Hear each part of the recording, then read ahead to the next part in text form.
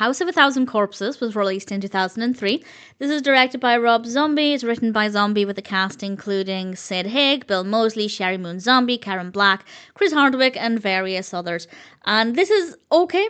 I think it's a decent enough film. Two couples are in search of interesting roadside attractions. They meet this family who are very dangerous and put their lives in danger. I'd say it's very creative. It's absolutely a film where a lot of work has gone into making it unique, very different.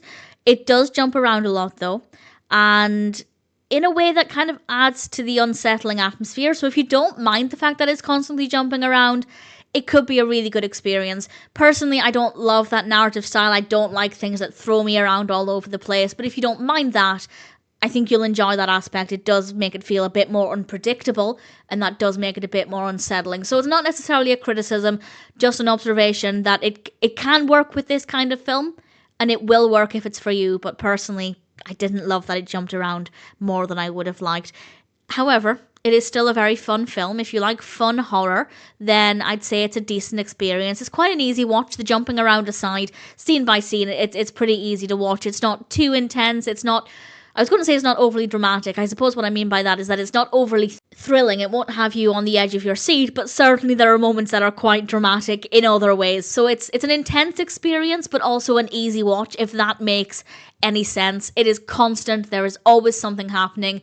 Obviously, with being thrown around a lot, the film jumping around a lot, it is quite busy. There's always something happening. And generally, those some things are relatively interesting, certainly unpredictable, definitely creative, and certainly fun. The overarching narrative I don't think was the strongest. But because it's still really fun and unpredictable, it's an engaging experience. So as a narrative, it isn't the best. But as a fun, creative, quite unique horror film that's more quirky than scary, I'd say it has a lot to offer there. And if that's the kind of film you enjoy, then I'd say it's worth watching. The characters are likeable enough. I feel like they weren't as important as the creative aspect. With some of the characters, yes, I feel like we really got to know them. They're really interesting, but a lot of the characters, not so much. But they're still believable enough. The performances are good. I have absolutely no issues there. So it's certainly a different film. It's not the kind of film I could watch again and again. It's not always the kind of film I'm going to be in the mood for.